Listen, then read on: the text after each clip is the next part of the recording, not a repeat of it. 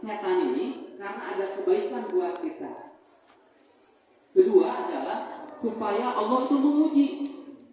Yang memuji siapa yang paling baik amalannya. Ya. Jadi kita tidak akan disebut orang yang beriman apabila belum ada ujian. Nah, dengan adanya bisikan-bisikan atau ujian setan, maka kita akan lebih dekat kepada Allah Subhanahu wa taala. Karena pada hakikatnya setan itu sebetulnya lemah, teman-teman. Bagi orang-orang yang bertakwa dan orang-orang yang mengibadahkan diri kepada Allah Subhanahu wa taala, setan tidak punya kekuasaan. Maka tadi wala biizatika, dengan kekuasaan engkau. Setan bisa menggoda manusia atas izin Allah Subhanahu wa taala. Nah, kenapa Allah menciptakan iblis atau setan? Salah satunya supaya kita itu lebih dekat kepada Allah Subhanahu wa taala.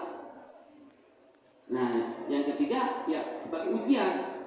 Karena kan tujuan kita hidup di dunia itu tadi untuk beribadah.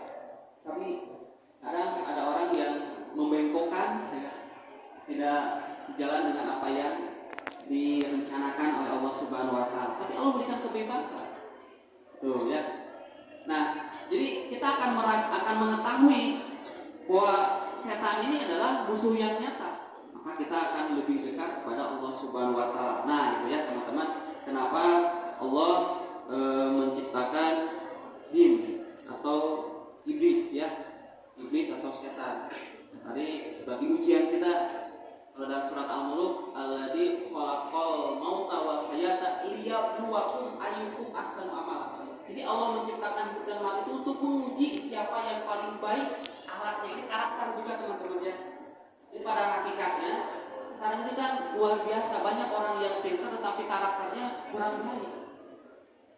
Dan salah satunya dengan adanya tutorial ini teman-teman dibentuk, dibina. Walaupun sebetulnya udah tahu, tapi yang namanya keimanan kadang yajib, kadang yafus, kadang naik, kadang turun. Nah, maka salah satunya adalah teman-teman harus mengikuti ya pengajian, walaupun misalkan tidak di kampus juga, di rumah atau dimanapun. Selama itu ada kebaikan, itu ikuti. Karena setan itu kurang mempan, ya, walaupun akan selalu menggoda kepada orang-orang yang beriman kepada Allah Subhanahu wa taala. Jadi itu ya teman-teman. Nah, kemudian kita juga harus mengetahui kekuatan setan apa saja. Pertama adalah ketersembunyian. Kan tidak tahu nih mana setan, tidak tahu. Ya, itu kekuatan setan. Yang kedua adalah masuk dalam diri manusia, aliran darah. Maka hati-hati teman-teman ya. Bagi teman-teman yang selalu melamun gitu ya, ada lalu sapi. Hati-hati. Ini kenapa ada yang kesurupan? Karena hatinya kosong. Apalagi kalau sudah memutuskan cinta, lalu ya, hati kita jadi PGJ. Makanya Nabi Muhammad sehari semalam tidak kurang dari 70 sampai 100 kali istighfar. Karena yang namanya hidup pasti ada yang tidak sesuai dengan keinginan kita. Nah, ya. Jadi kalau hati kita kosong, setan itu akan mudah sekali masuk ke aliran darah. Jadi bisa mengendalikan. Tiba-tiba kesurupan. Mbak, pengen cip kopi, pahit. Ya, tiba-tiba seperti itu. Ini karena hati kita kosong. Dan itu ya. Jadi jin ini kan ada yang jin kafir itu masuki menggoda manusia. Maka hati-hati.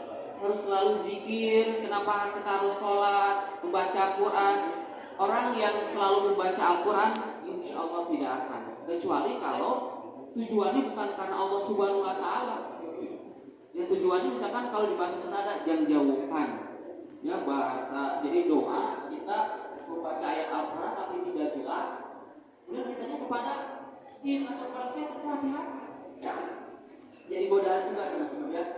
Nah itu. Kemudian ini kekuatan setan itu adalah kemampuan membentuk dengan berbagai bentuk. Jadi bisa membentuk.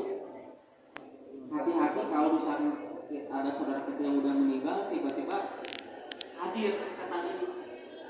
Ini karena bisa membentuk. Yang namanya makhluk gaib itu tidak bisa kelihatan kecuali kalau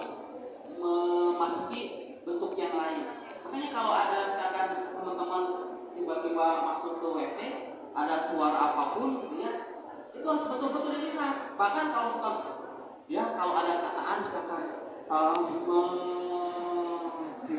ya, kita masuk ke ruangan, tiba-tiba ada panggilan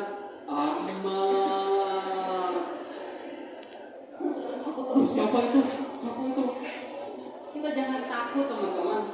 Jawab aja. Ada apa? Insya Allah teman-teman itu akan hilang. Kita jangan lari kalau ada